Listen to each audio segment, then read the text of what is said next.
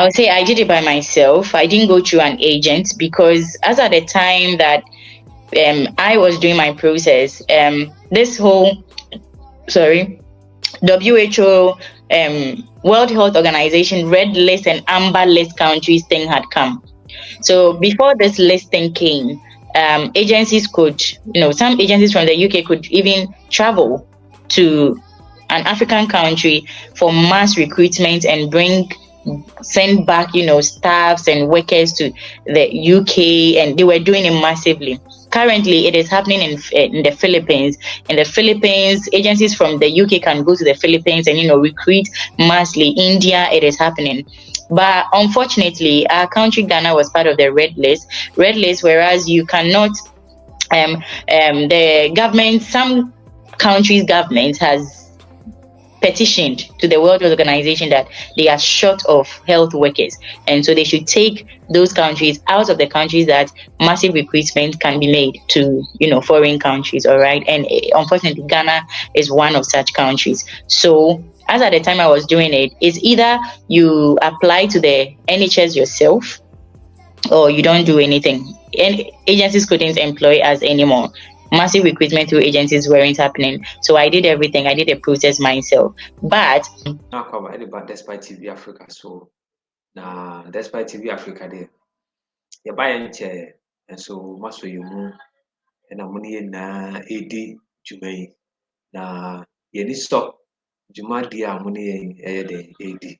I said the medical car no and I know a live interview. If you see the perspective of how Ghanaian nurses, a quite bench now, we are nurse for Ghana, we are midwife, we are psychiatric nurse now Ghana. We so two kind, everybody UK, everybody Europe, everybody Juma. Procedure no at the same. And and I'm woman chain, a very nice lady for security reasons and security purposes in on your okay say obey disclose the name and the identity. And the interview will be uncovered. It will be covered. It will be uncovered. And the name for security reasons in because in some not becano. You go straight to the interview. Until Messi say, I want you to subscribe to Despite TV Africa. Drop your comment, share. Now be a intimate say. And your man say. In this particular video, they are purposely for nurses.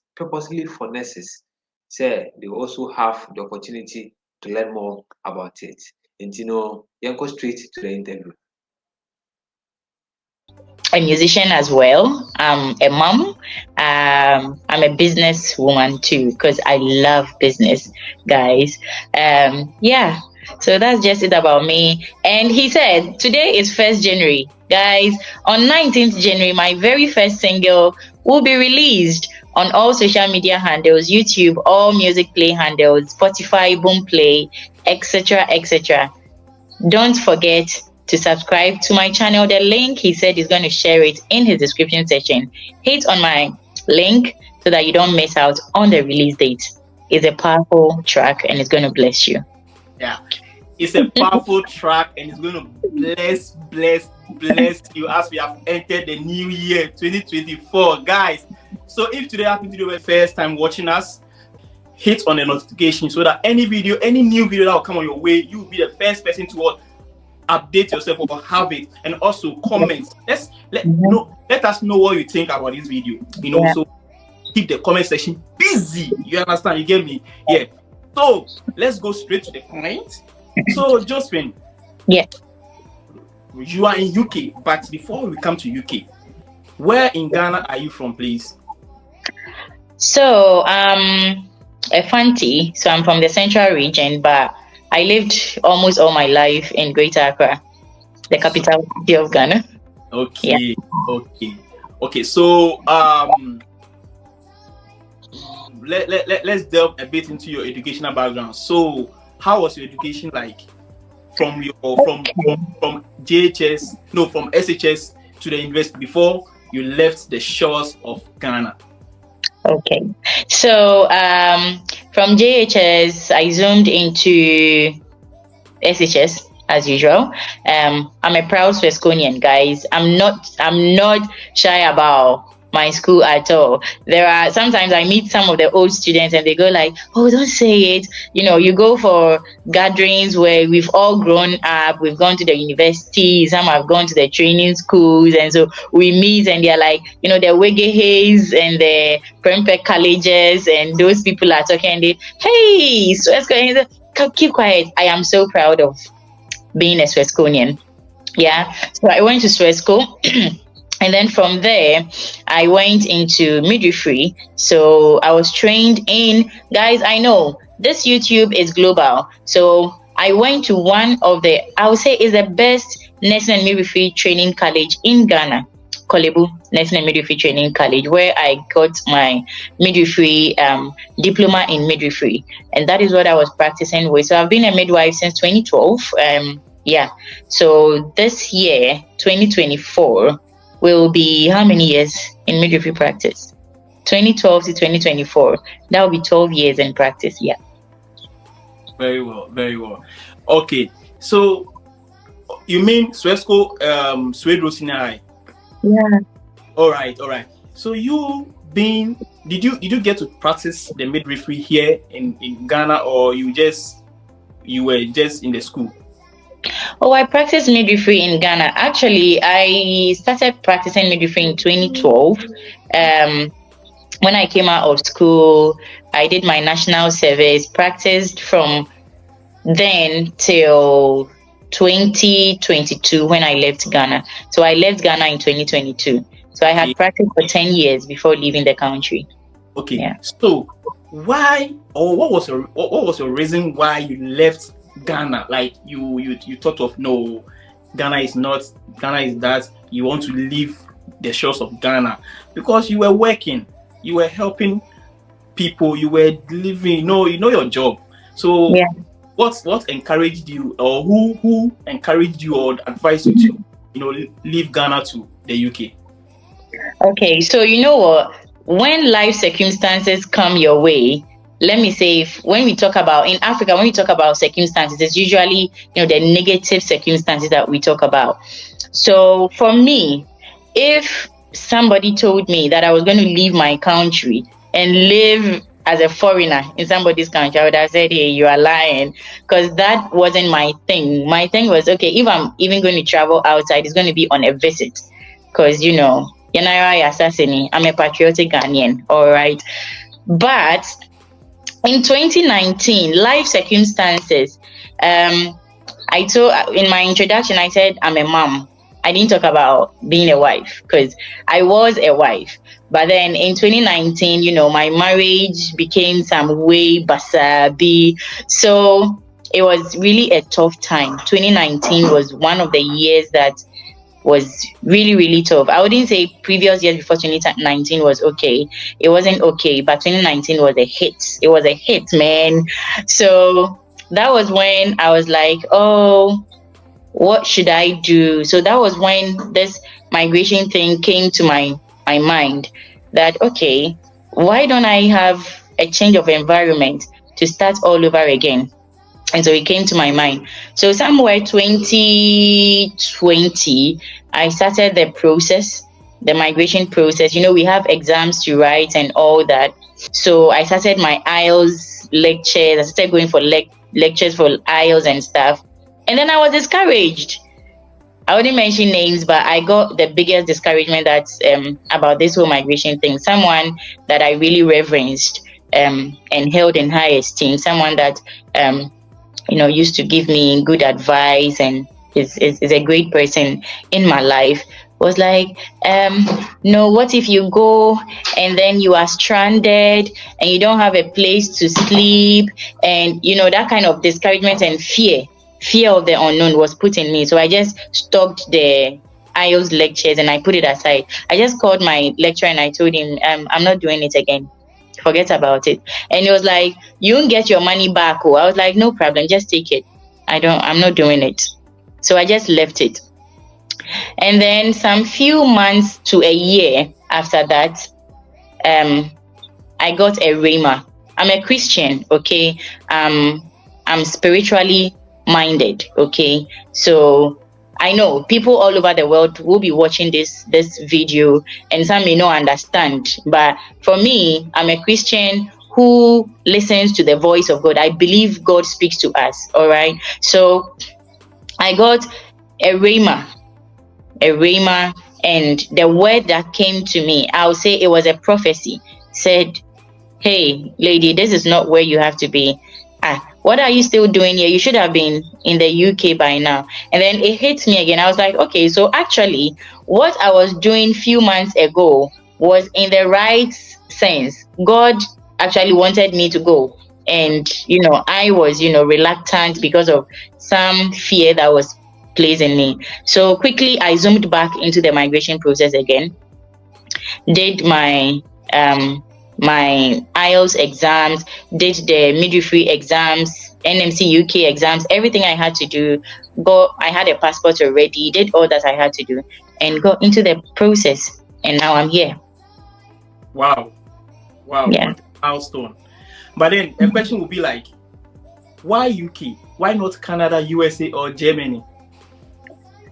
As I said already, I am a spiritual person. I'm a Christian that I'm a spiritually minded person. So whatever I do, spiritually oriented. Yes. So whatever I do, I seek what God wants. I want to be in the will of God.